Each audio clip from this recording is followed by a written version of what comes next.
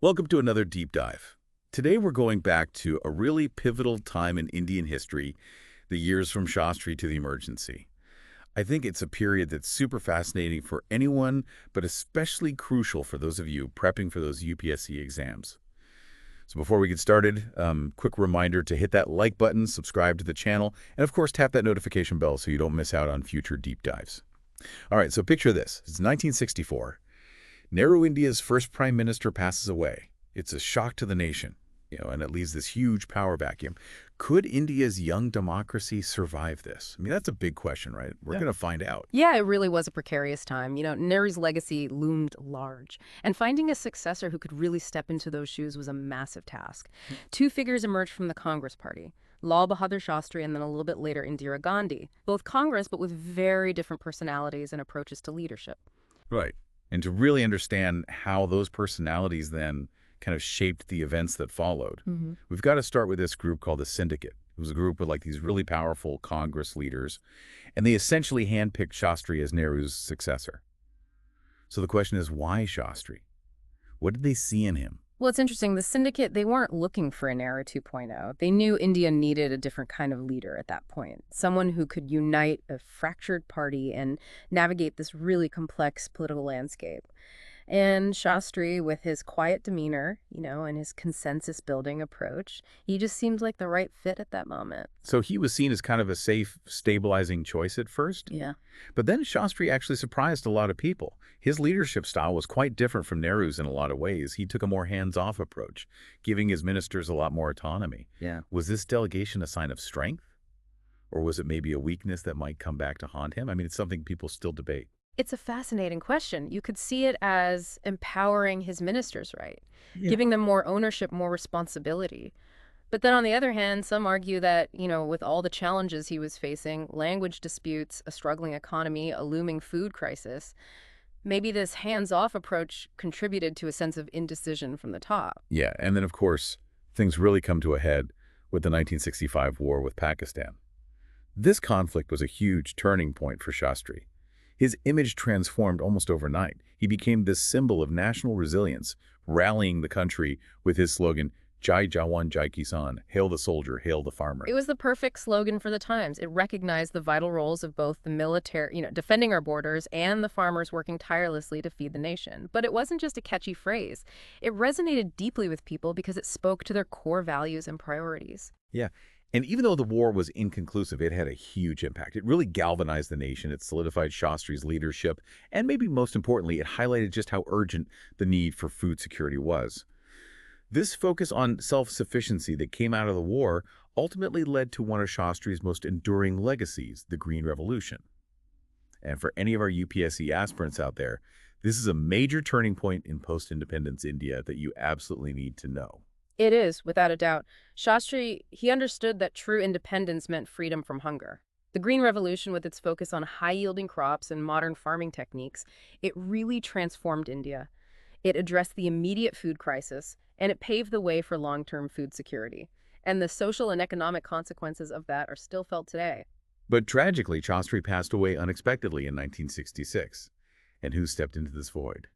Indira Gandhi, chosen by the same syndicate that had backed Shastri. Kind of ironic, isn't it? Oh, it really highlights the unpredictable nature of politics. Indira Gandhi, she inherited such a turbulent situation. Political unrest, economic instability, and this was all happening with the Cold War as this looming backdrop. Talk about a baptism by fire. Right, and we can't forget that she was also navigating this very male-dominated world of politics. Yeah. Talk about having the odds stacked against you. So how did she deal with all of that? Well, it was a masterclass in political maneuvering. To understand what she did, you have to remember the context. The Cold War was at its peak, and India was trying to balance its relationships with both the U.S. and the Soviet Union, all while trying to establish itself on the global stage. And then internally, there was this constant pressure of foreign aid, this struggle to balance economic growth with social justice, not to mention this rising tide of social and political movements. And then came the 1967 elections, a watershed moment for sure.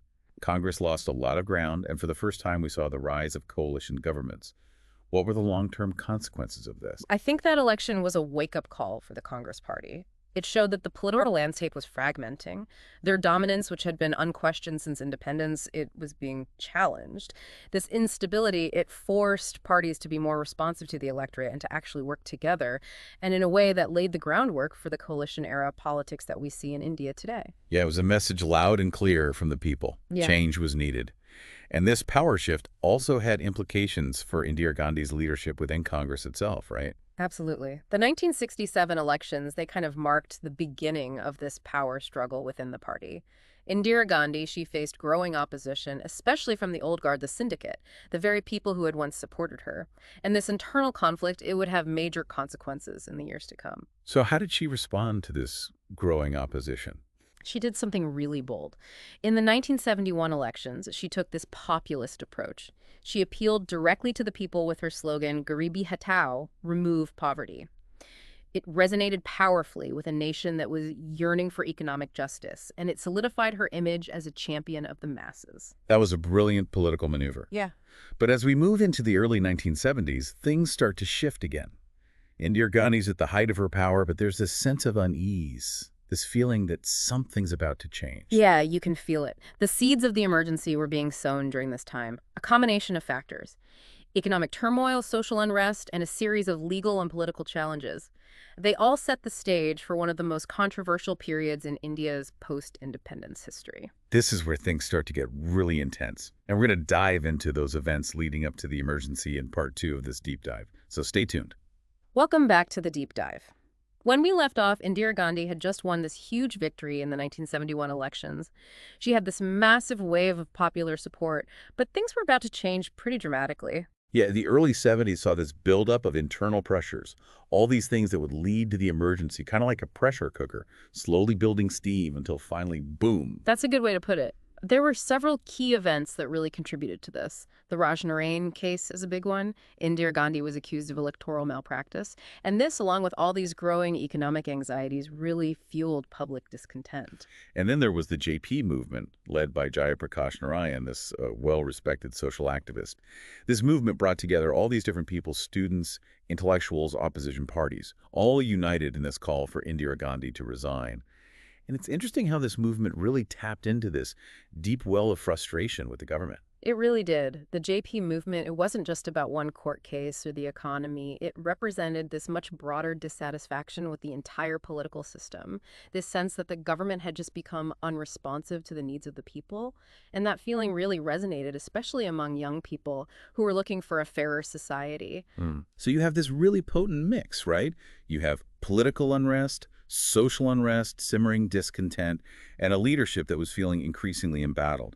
So how did Indira Gandhi respond to this pressure cooker? Well, on June 25th, 1975, she declared a state of emergency. She said it was necessary because of threats to national security and internal stability. And this decision, it really marked a turning point in Indian history. It's the moment when democracy was suspended and the country was plunged into darkness. And for our UPSC folks out there, you really need to understand why she did this and what happened because of it. The emergency was a dark time for India. Basic rights were suspended, there was censorship everywhere, and political opponents were thrown in jail. It felt like the country had taken this huge step backward. Yeah, the impact on civil liberties was huge. The press was silenced, free speech was restricted, even the right to assemble peacefully was taken away. The government, they argued that these were necessary steps to restore order and keep the country together, but a lot of people felt like they were just trying to crush dissent and hold on to power. And one of the scariest parts of the emergency was the forced sterilization program. Can you talk a little bit more about that? The forced sterilization program, it was this attempt to control population growth, but it was coercive. Millions of people, mostly from marginalized communities, were sterilized, often without their consent or even understanding what was happening, and people saw this as a total violation of human rights. And then there were the Turkmen Gate demolitions. This was just a brutal example of state-sponsored violence. Absolutely. Thousands of homes were bulldozed. They said it was for this beautification project. But it displaced all these families, mostly low-income families, and it really showed that the state was willing to use force and ignore the basic rights of its people. So we've talked about how the emergency unfolded, what caused it, and the terrible impact it had on India. But the story doesn't end there. What were the long-term consequences of this? How did India recover from this trauma? That's a really important question, and one that we're going to explore in the last part of our deep dive. The emergency was a dark chapter, but it also ended up being a turning point for Indian democracy. Welcome back to the deep dive. So as we wrap up our exploration of India from Shastri to the emergency, we're at this really critical point.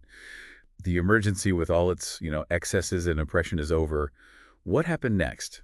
How did its democracy recover? Well, the end of the emergency in 1977, that really was a turning point. Indira Gandhi, she called for elections, and it was a gamble that didn't really pay off. The people, they'd experienced authoritarianism, and they weren't having it anymore. They voted her out, and it ushered in this whole new era in Indian politics. Yeah, it's like the whole nation just took a deep breath and said, okay, never again. Exactly. The 1977 elections, they weren't just about choosing a new government. They were about reaffirming this belief in democracy. The Janata Party, this coalition that had formed out of opposition to the emergency, they came to power. And it was a really important moment for Indian democracy. It showed that it had this capacity for self-correction and that the people's voice actually mattered. But the Janata Party, even though they had this initial success, they were kind of a fragile coalition, right? Yeah. So did this experiment with multi-party governance, did it work? Well, unfortunately, the Janata Party government didn't last very long. They had all these internal divisions, ideological differences that just plagued them, and it eventually led to their collapse in 1980. It's kind of that classic thing, united against a common enemy, but then once that enemy's gone, the infighting starts. And for our UPSC students, this is a great example of how tricky coalition politics can be in India. Yeah, and who steps back into the picture during all this instability? Indira Gandhi, of course. Talk about a comeback. It really is remarkable. Her return to power in 1980, it shows just how skilled she was politically and how strong her connection was with so many people in the country. But her second time as prime minister, it wasn't easy. She faced a lot of new challenges. Yeah. Rising regionalism, economic problems, and these escalating internal conflicts. The Punjab insurgency in particular was a major issue. Right, and the Punjab insurgency, it was rooted in these really complex religious and political tensions. And then there was Operation Blue Star, the military operation Indira Gandhi ordered to remove militants from the Golden Temple in Amritsar. This is still a controversial event to this day. Oh, absolutely. Operation Blue Star, it was meant to deal with the insurgency, but it had some really awful consequences. It alienated the Sikh community and led to even more violence. And then Indira Gandhi's assassination by her own Sikh bodyguards just a few months later. It's this tragic reminder of the deep wounds from that time. Yeah, it's a stark reminder that even as India was making progress on the world stage, hosting the Cricket World Cup in '83, launching its first satellite into space, these internal conflicts were still simmering. That's true. This whole period from Shastri to the aftermath of the emergency, it was a roller coaster for India. So much change, progress setbacks, and ultimately resilience. It exposed both the strengths and the weaknesses of India's democracy. And it highlighted this constant struggle to balance national unity with regional needs, security, with individual freedoms and economic growth with social justice. So as we wrap up this deep dive, what are some of the key takeaways for our listeners, especially for those who are maybe thinking about a career in the Indian civil services? I think the biggest takeaway is that understanding this historical context is so important. The events of this period, the choices that were made, the successes, the failures, they all offer these incredibly valuable insights into how complex Indian society is with the challenges of governing and how our democracy has evolved. For someone preparing for the UPSC studying, this isn't just about memorizing facts and dates. It's about understanding the forces that shaped India into what it is today. Right. It's about seeing the patterns, understanding the ripple effects of decisions, and learning from the past, both the good and the bad. Exactly. And for anyone who wants to serve the nation, that kind of understanding is crucial. It gives them the tools they need to deal with the challenges of today, to make informed decisions, and to help build a better future for India. Well said. So that wraps up our deep dive into India after independence. From Shastri to the emergency, we hope you enjoyed it and learned a lot. Don't forget to like, subscribe, and hit that notification bell for more deep dives into all kinds of fascinating topics. Until next time, keep exploring, keep learning, and keep questioning and